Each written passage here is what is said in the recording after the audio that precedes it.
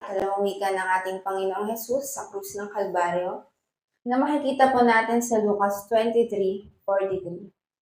At sumagot siya, "Katotohanang sinasabi ko sa iyo, ngayon ikaw ay makakasama ko sa paraiso." Yan, napakagandang pangako po ng ating Panginoong Hesus. Salitang paraiso.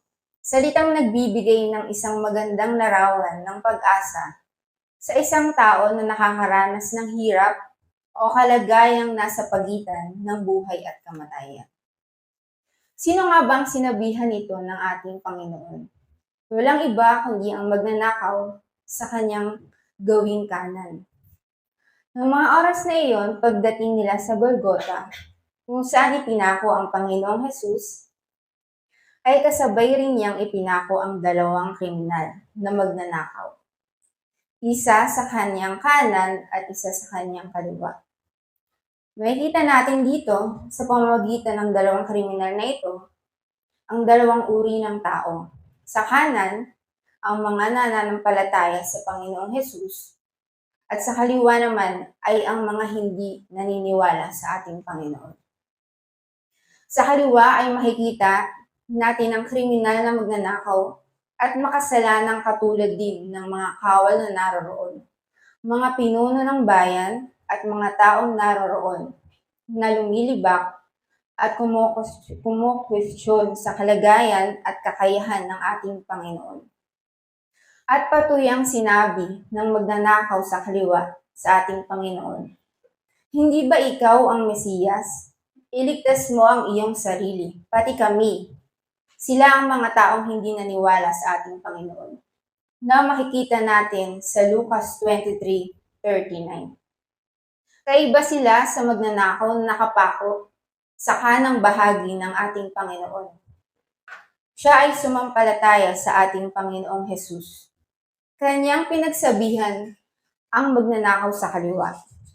At kanyang sinabi, "Hindi ka ba natatakot sa Diyos?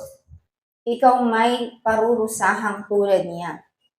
Matuwid lamang na tayo'y parusahan ng ganito dahil sa ating mga ginawa. Ngunit ang taong ito'y walang ginawang masama." Iyan ang kanyang sinabi sa Lucas 23:40-41. Makikita po natin dito na kahit ang magnanakaw sa kanan ng ating Panginoon ay naniniwalang ang ating Panginoong Hesus ay inosente dahil wala siyang ginawang kasalanan.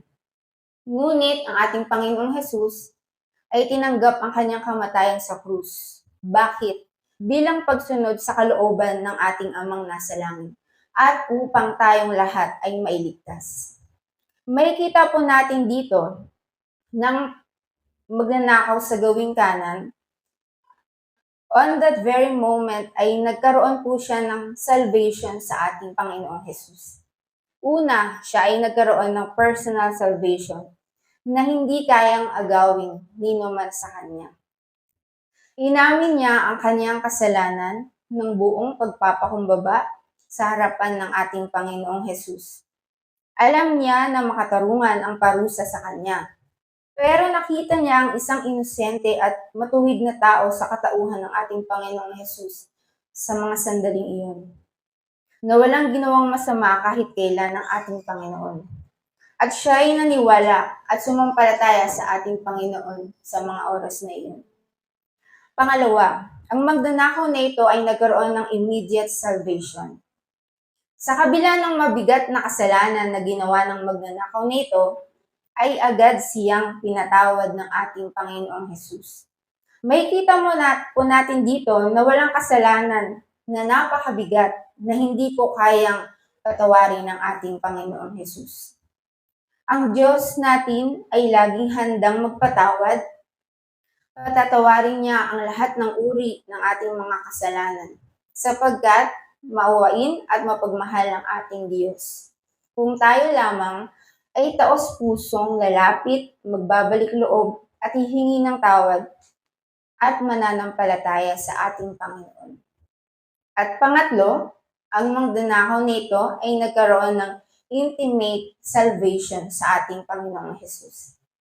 Sa oras ding iyon, nagkaroon ng pangako ng kaligtasan ang Panginoong Hesus sa kanya. nang sinabi ng ating Panginoon sa kanya ang mga katagang ito.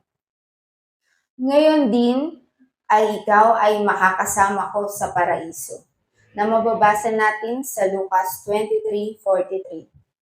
Ito ay ang tugon sa kanyang pakiusap sa ating Panginoong Hesus nang sinabi niyang, Jesus, alalahanin mo ako kapag naghahari ka na sinabi rin niya sa aklat ng mga Lukas. Napakagandang pangako ng pag-asa mula sa ating Panginoong Hesus sa isang katulad niyang makasalanan at katulad din nating mga makasalanan. Nagkaroon ng magnanakaw na ito ng assurance of salvation dahil sa kanyang taos-pusong paghingi ng tawad sa ating Panginoon. Hindi lamang paghingi ng tawad, ngunit may kalakip na pananampalataya. Sa pangalawang wika na ito ng ating Panginoon, ay kanyang ipinamalas ang kanyang grace at pagmamahal sa mga makasalanang tulad natin.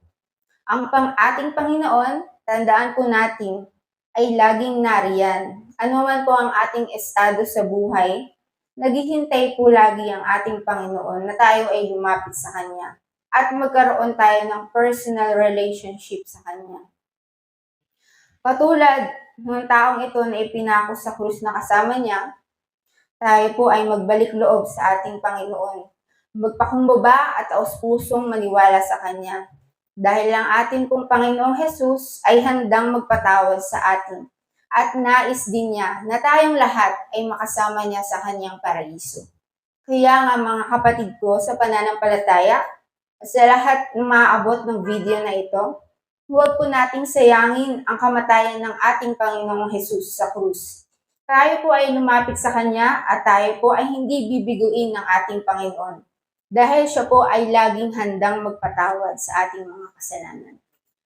Sabi nga po sa 1 John 1:9, if we confess our sins, He is faithful and just to forgive us our sins, to cleanse us from all unrighteousness. Iyan lamang po at maraming salamat po sa inyong pakikinig. Purihin ang salita ng ating Panginoon.